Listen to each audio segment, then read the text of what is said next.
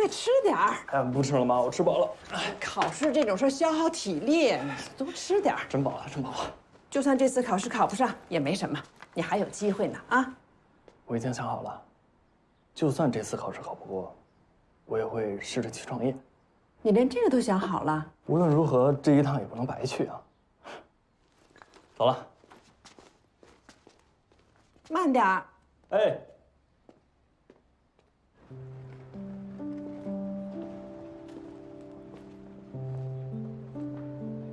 只有做好最坏的打算，才能摆脱3年，放手一搏。赛场之上唯一的敌人，就是自己。学会不再让别人为自己担心，才算得上是真正的长大成人吧。记住，一定好好考，只能成功不许失败啊！千万别吊儿郎当的，听见没有？知道了，爸。知道。知道我为了让你能够当上这个实习生，我托人找关系花了多少钱？你这回要是考不上，别怪我以后一个子不给你啊！多少钱以后我都会还给你的。嘿，臭小子，学会跟你爸爸吹牛了是吧？长这么大，哪次不是靠我给你擦屁股？我告诉你啊，这次要是考不上，没下次了。我要进地铁了，没信号了，我先挂了啊。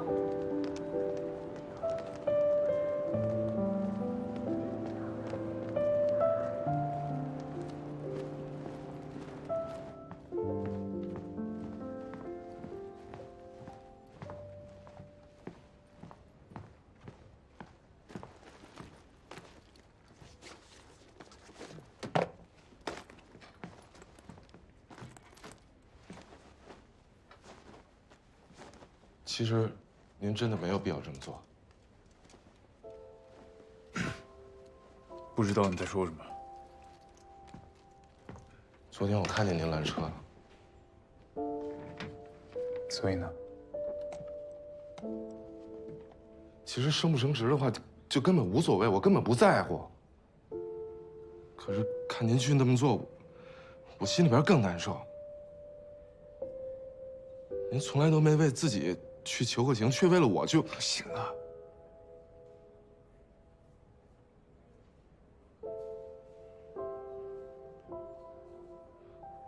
我干脆死了算了。你有完没完啊你？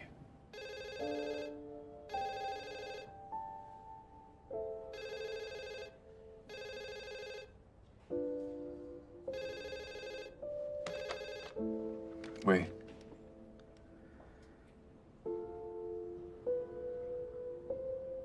明白了。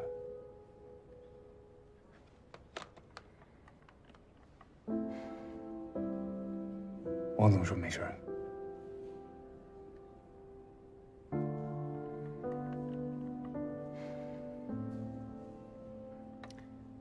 没活干了。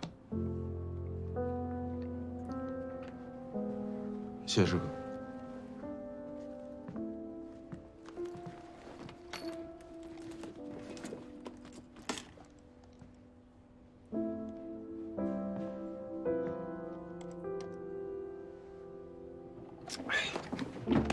别再来第3次啊！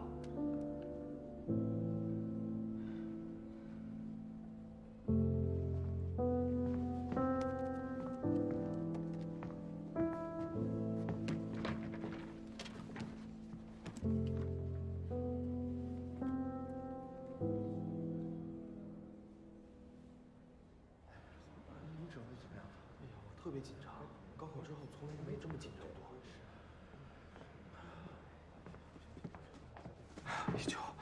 一九，我好紧张，怎么办啊？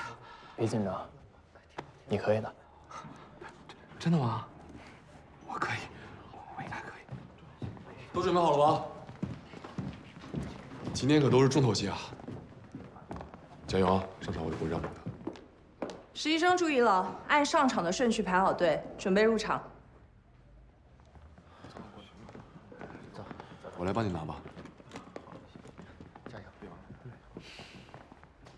别紧张。一起加油。哦，不对，是你要加油。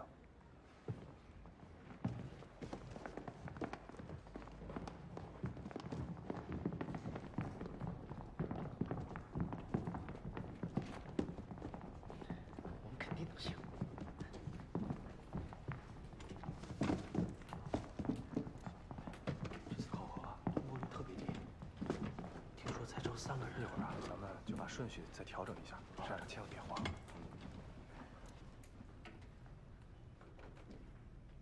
保持安静。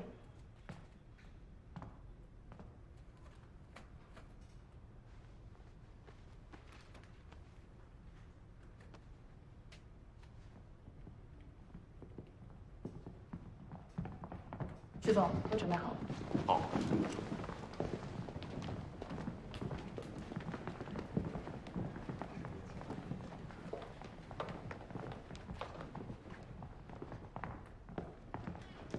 大家都请坐吧。实习生们请坐。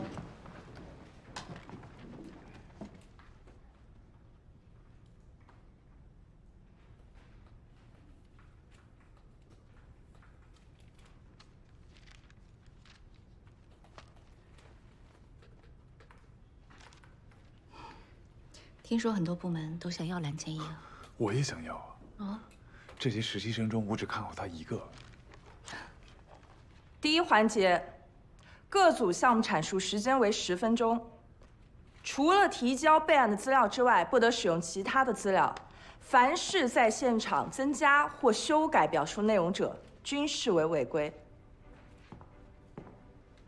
大家好，首先呢，我代表我们公司热烈欢迎大家今天能来参加这个考试，并且感谢你们选择了我们金晨。说句老实话，在你们中间，有人以后可能会成为我们的同事，也有人从今天开始就到此为止了。今天的考试非常重要，希望你们能够抓住今天这个机会，表现出你们最好的潜力来。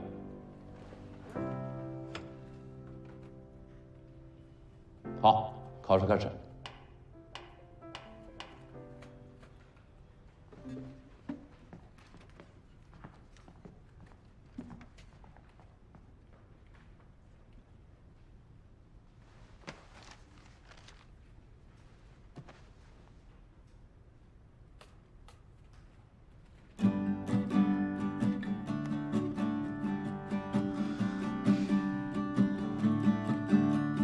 那时候总感觉自己多么的平凡，所有人都忙忙碌碌，现实而多变。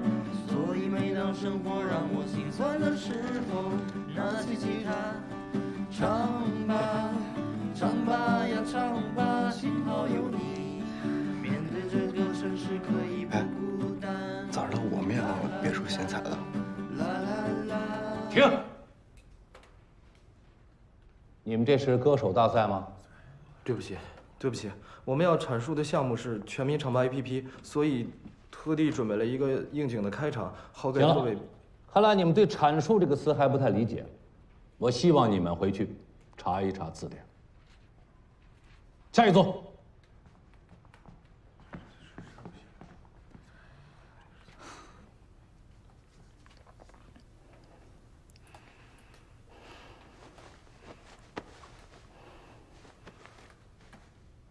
怎么了？没事，领个可汗糖吗？那没事了。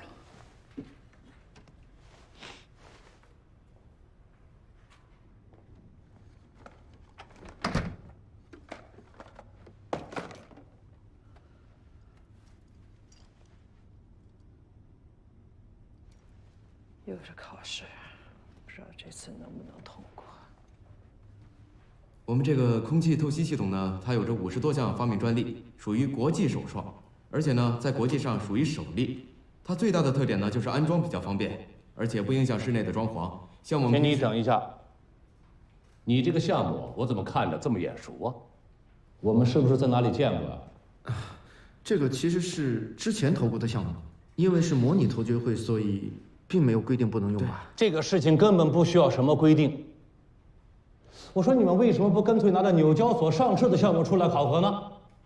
早就跟你说过不能用，都怪你，非说能用。什么就怪我？明明是你先弄的，是你说的这个项目好不好？什么我？当初是你说的，那天是不是你？什么叫怪我？明明是你先弄的。行了，下一组。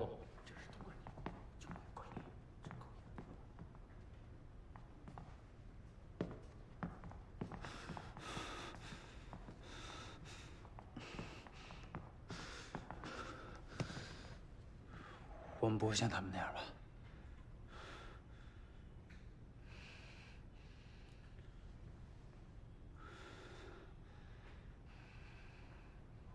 今天我们推荐的项目是任意汇跨境支付平台。在出国旅行、海淘代购愈发流行的当下，跨境支付也呈现了上升趋势，在我国已经高达。请你等一下，我看过你的资料，我记得啊，这个小伙子曾经获得过国际象棋比赛少年组的省级亚军，非常了不起，是吗？是啊，我从5岁的时候就开始学棋了。那你为什么没有成为专业的棋手呢？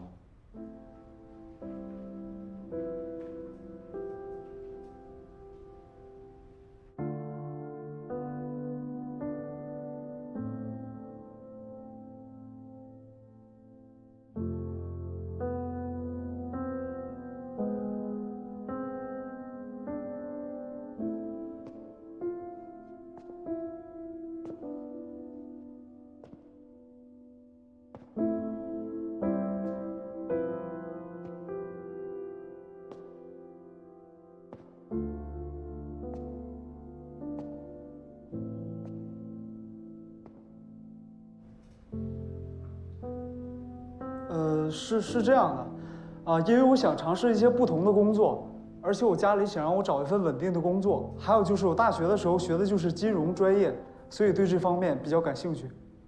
也就是说，有比下棋更重要的事情，是吗？是的，当然是。比起作为一个职业的棋手，我更想成为一名专业的投资人。你是因为想做未来的投资人，所以放弃了国际象棋，是吗？借口就是借口，说的再好听也没用。可能不是借口，也许是无法面对曾经的失败吧。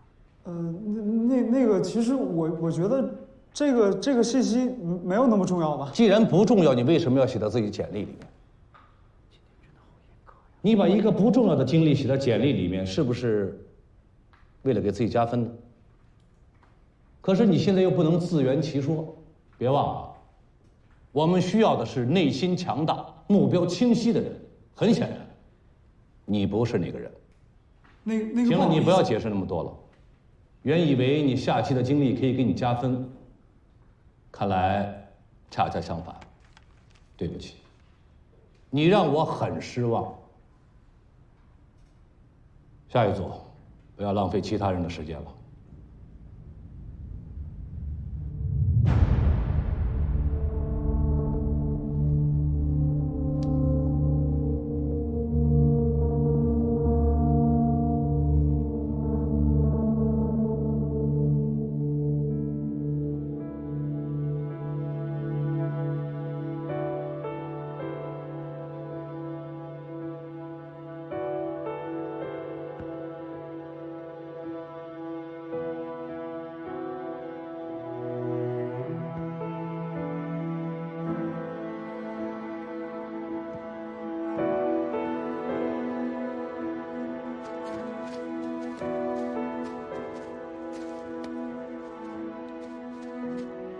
同学，过来！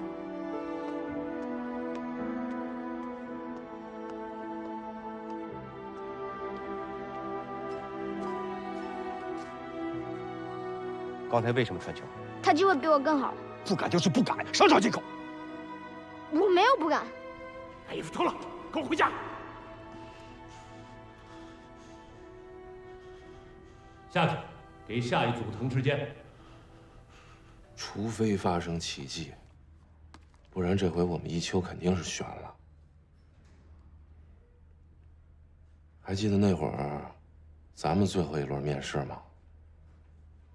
曲总给我留下的心理阴影，至今还印着呢。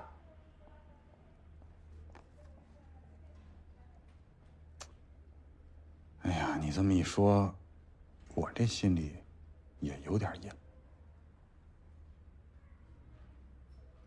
我觉得还好吧。不得不说，曲总挑人的眼光还是很准的。哎，行了，我说你就别跟这儿装了，又没外人。哎，别人我不清楚啊，但是我对这高思聪还是很有信心的。蓝千一也不错，听说你们马总已经去打招呼了，要跟我们科技组抢人呢。哟，可千万别！你装什么呀？你不是做梦都想要一女下属吗？你说这谁？蓝千亿是吧？哎呀，刚开始啊，我觉得他还行，可是后来吧，越看他越不招人待见。哎，你说他成天跟你似的，拉个驴脸，马脸，就拉个冷脸，哎呦，跟谁欠他200块钱似的。哎，要他真去你们组，就太可惜了。Robo 开发的这款人工智能芯片 CI1006，不仅为智能机器人完善了大脑，还特意添加了音频传感终端，提升了机器人的响应及控制速度。目前，拥有特定功能的服务型机器人已经获得了普遍的认同。从这组 IFR 数据表明，今年全球家务机器人的营业额态度得体，内容精确，简直无可挑剔。数了。对不起，我可以打断你一下吗？你刚才指的家务型机器人，是不是就是扫地机器人呢？这已经不是什么新型的产品，而且在市场上已经接近饱和。你认为还有什么空间吗？其实不仅仅是扫地机器人，这项产品还可以运用到更多的领域。啊，对，这项产品可以涉及的领域非常广泛啊。比如说野村宗元已经研发出来可以专门看管车库的机器人，以后还会有保姆机器人、护工机器人。等一下，你们介绍的这个项目理想是很丰满的，但现实也太骨感了吧？啊，这项技术能大范围上市的话，是不是遥遥无期啊？其实国外已经有很多的团队已经在积极的研发了。我相信，其实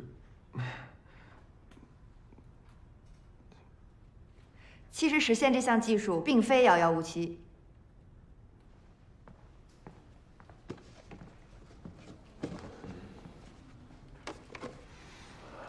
看来他们是有备而来啊。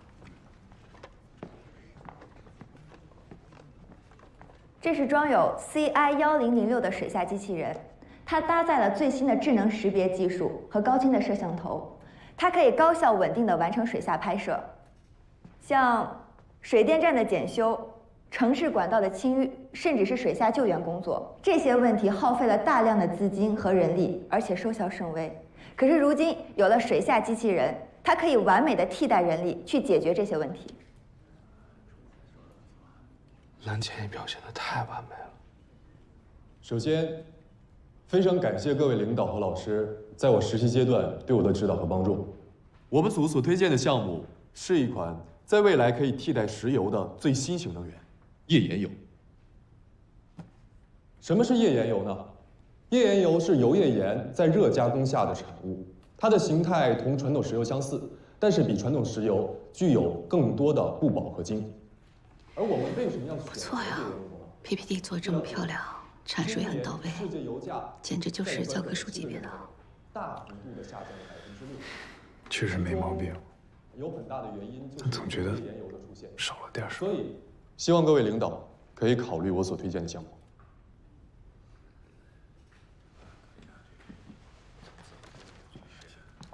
你们觉得怎么样啊？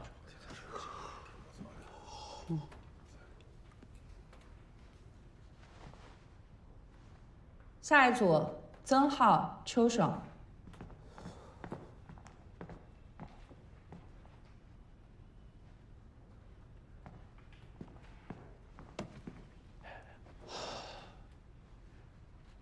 各位领导好，我是曾浩，他是邱爽，我们组的项目是新能源蓄电池投资。随着新能源汽车技术的不断完善和国家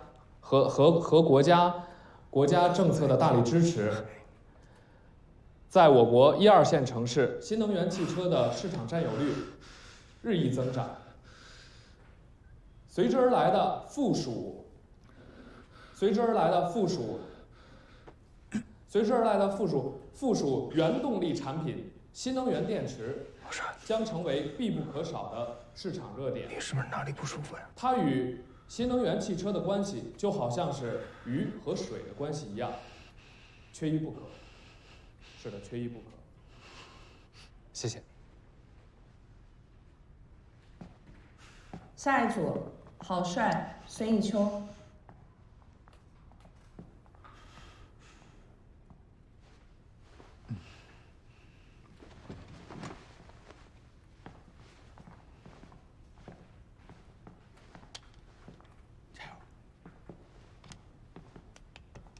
终于等到压轴的了。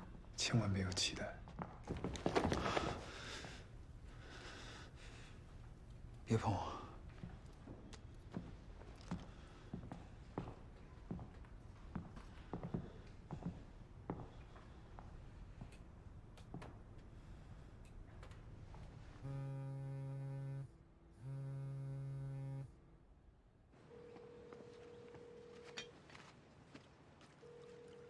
我跟你说过，这小子现在越来越混了，你打一样不接。还不是因为你，但凡你跟小帅能正常说几句人话，他至于连我的电话都不接吗？爱接不接。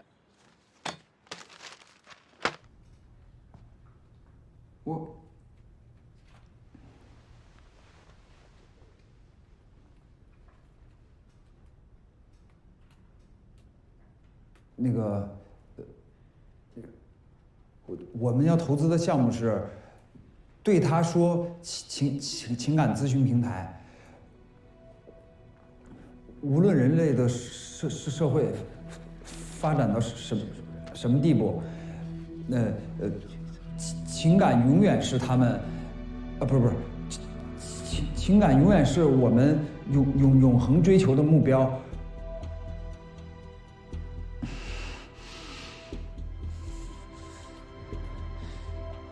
据数据统计，在婚姻与情感市场，美国约有17万人持证上岗的情感咨询顾问，而在中国这个行业才刚刚兴起，但需求量却十分的庞大。我觉得，喂，小伙子，你能好好说话吗？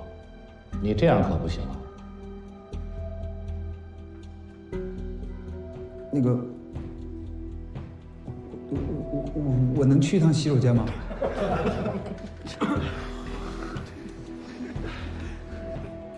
紧张到这种地步，是太在乎结果，所以被杂念缠住了吗？这样下去只会越来越糟的。现在吗？可以，但是你们要记住，这算在你们的阐述时间里。你们现在还剩7分钟。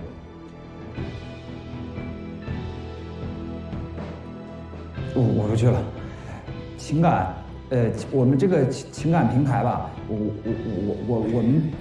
我觉得应该是那种免费的，然后我们能推导这提倡的是一对。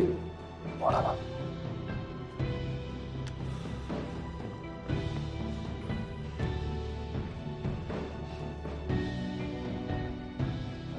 接下来由我来阐述。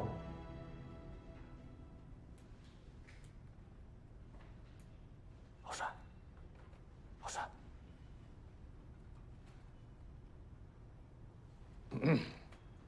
这小子行不行？我们将会为大家提供免费的线上咨询服务。可能很多人会有疑问，我们既然是免费的，那怎么去收回这些请专家的费用跟成本呢？怎么收回成？我就知道。他到底想说什么呀？这可怎么办？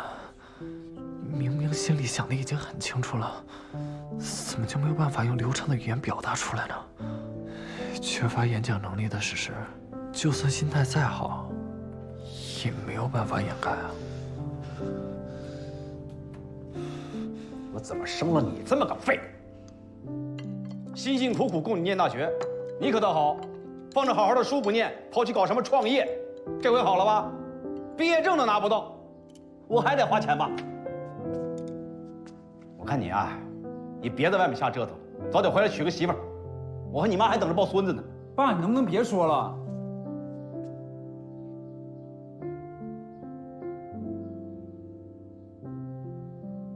你根本就不了解我，总有一天我要向你证明，你一直看错我了。这次面试失败，一定会又被看成废物吧？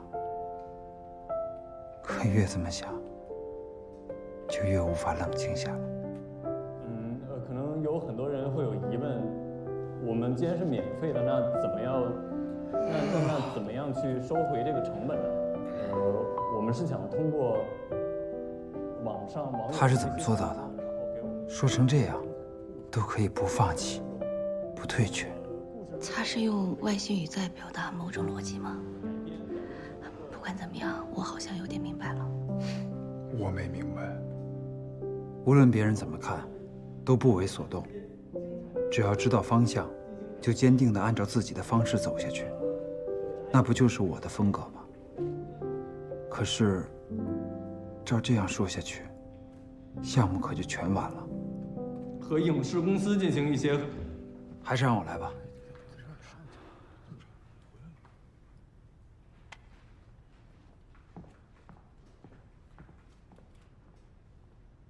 你还有3分钟。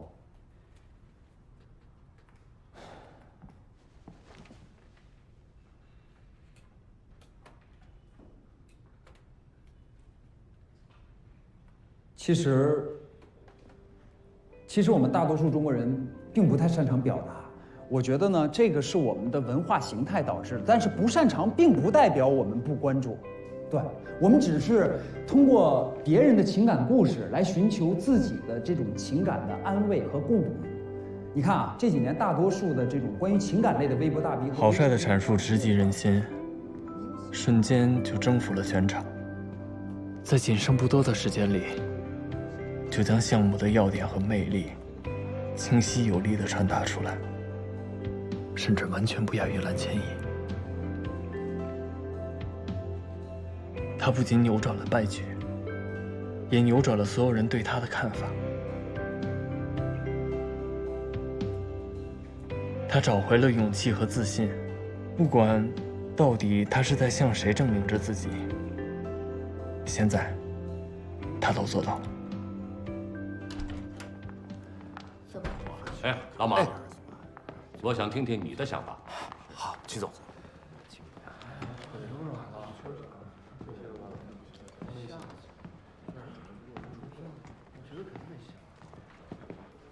我觉得这也太没人性了吧，那么严格。就是啊，吓得我连气都喘不过来。这也麻烦了。蓝千，哎，蓝千，你等等我呀！我看不是等等他，是救救他吧。如果第2环节里蓝千亿不投他的项目，他就真完蛋了。哎，对了，老苏，你觉得蓝千亿又是很明显啊？蓝千亿比郝帅差远了。你看啊，郝帅有能力在关键时刻力挽狂澜，是吧？而且呢，他有能力，有种是好苗子。哎，你比我想象中厉害很多啊。不过还有下一轮呢，我真好奇你会让我投什么。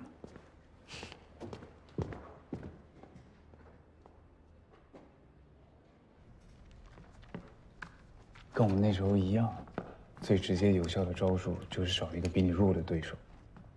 明明就是很担心小孙，还非要装作不在意，何必这么绷着呢？别老说那些没用的。你呀，说到底还是放不下以前的事儿，所以活得这么拧巴。我拧巴吗？于总，什么时候连你也变成心理专家了？我倒建议你啊，真去做个心理咨询。他们项目里那个平台就很不错啊。我看起来像有病吗？有没有病你自己最清楚。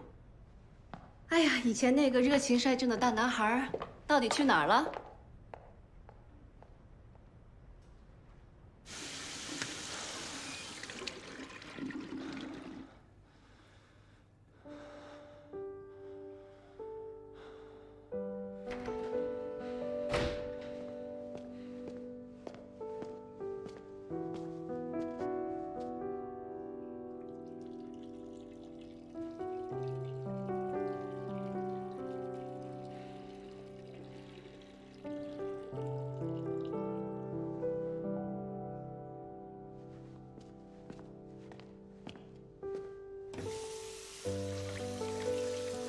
在打不过，就同归于尽吧。4组的人，死也要站着死。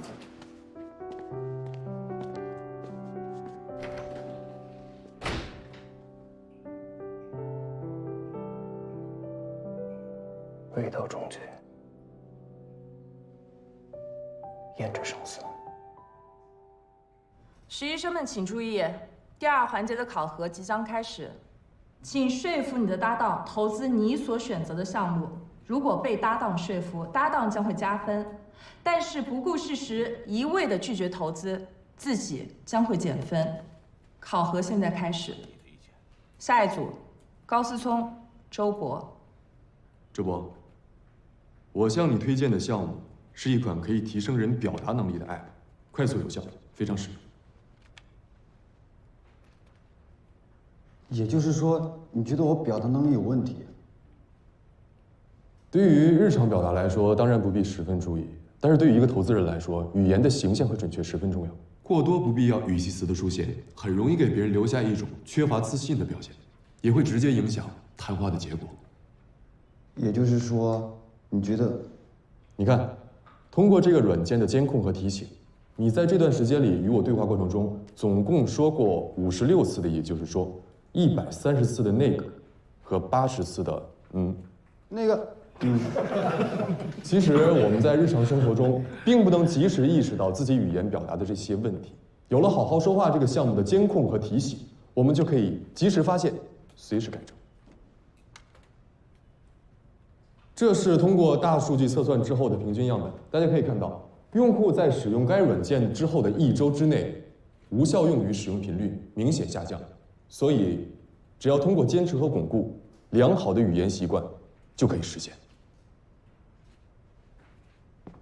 可是，你怎么能确定会有多少人用这个软件呢？这是该软件上线3个月以来的用户增长曲线。大家可以看到，平均每周的下载量超过了5000，用户的留存率也是高达75.2%。所以，无论从哪个角度来说，这都是一个极其优质的项目。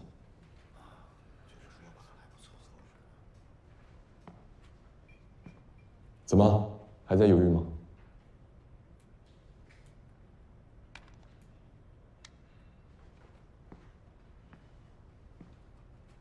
本来之前也有那个项目，说好让你来做项目战术，最后却不得不换成我。你应该知道什么原因。不要再说了，我投。是个有策略的人。但令人反感啊！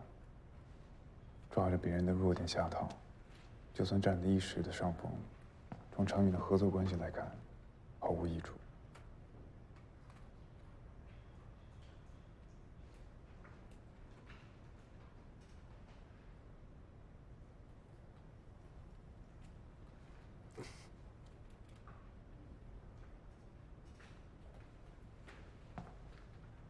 你居然偷拍我啊！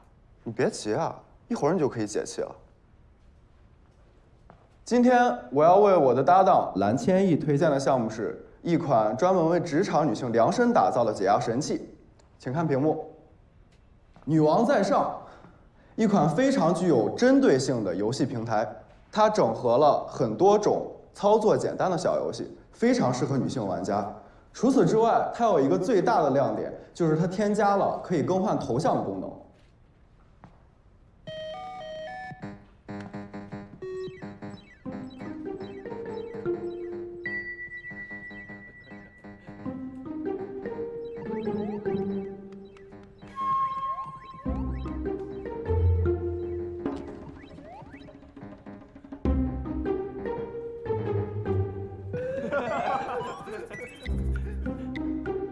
通过手机截屏，系统会自动生成和识别头像，供用户随意更改。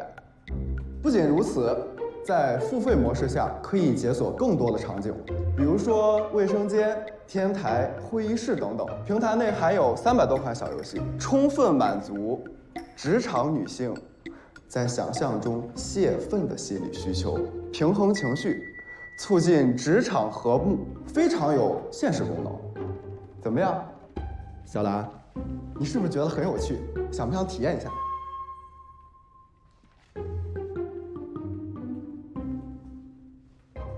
对不起，我不投。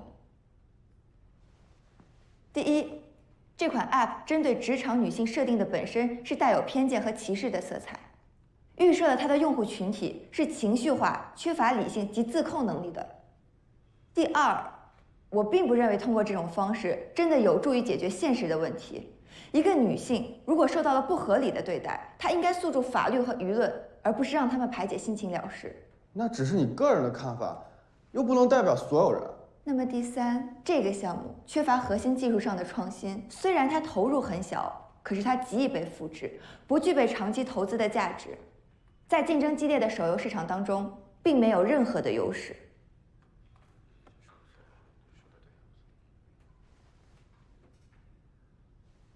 所以，像这种自我欺骗的无聊项目，还是自己留着过瘾吧。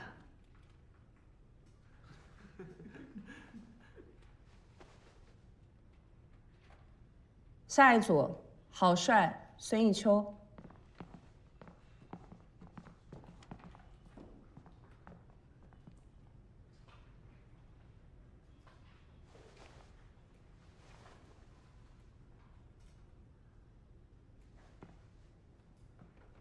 你先说还是我先说？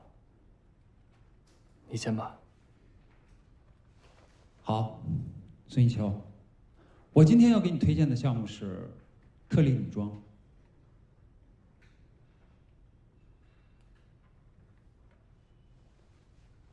女装？没错。绞尽脑汁的去迎合搭档的趣味和需求，几乎所有人都会这么干。但这不是我的风格。我今天给你推荐的这个项目，是我自己最想投资的项目。特丽女装呢，是一个国内设计师原创的小众女装品牌。虽然它创立的时间并不是很长，但是它出色的设计感和完美的剪裁，已经在高端的白领市场得到了非常高的认可。连国际设计师三宅一生近期也在寻求跟他合作。我们来看一下这个特丽女装市场调查报告。我们从这个报告里可以了解到，特丽女装的消费人群与国际一线品牌的消费人群重合度高达了60%以上。我当然知道了，像这种数据通常会出现一些偏差和水分，所以为了知道这个项目最真实的情况，我特意花了几个月的时间进行了眼见为实的考察和收集。来，我们看一下。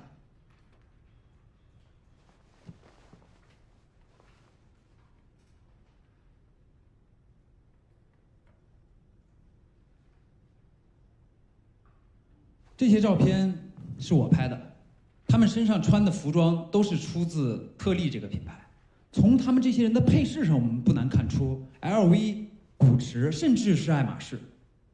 正是因为这些品牌的存在，让我坚定了对特丽女装的信心。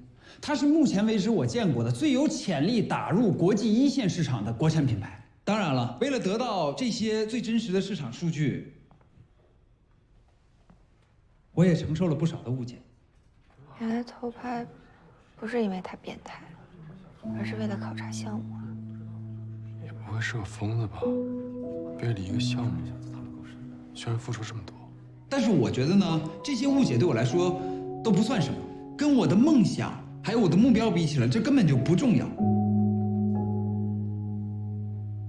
我的梦想就是我最初想要成为一个投资人的动机，那就是打造一个属于中国的国际一线品牌。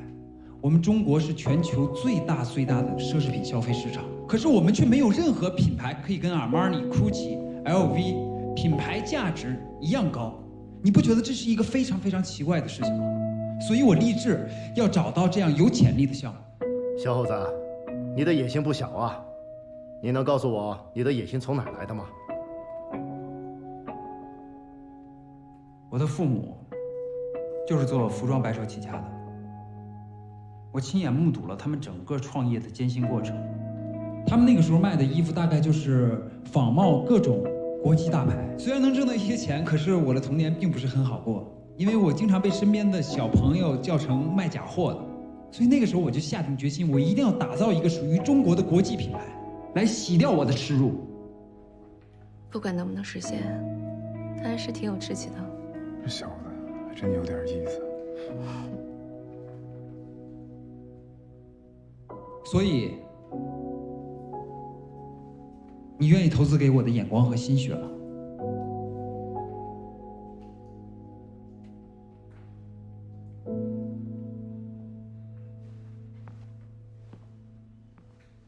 对不起，你是在问我？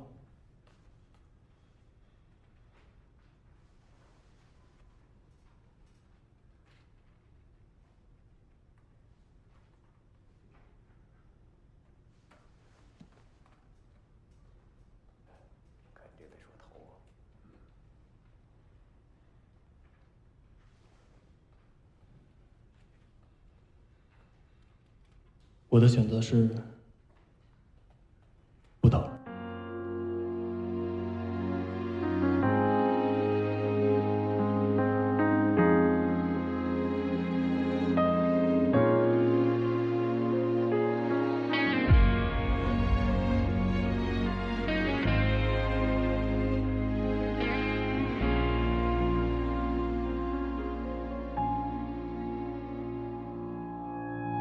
这一路的灯火，用温暖的颜色安慰我疲惫的笑容。这一次放开进退的纠葛，留住星火就能做选择。名利场的规则是偷来的欢乐，我并没拥有戏谑的资格。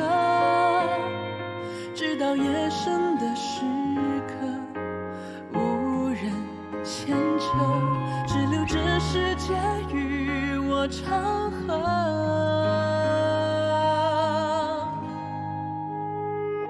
谁在世俗写的剧情之中用力演出着？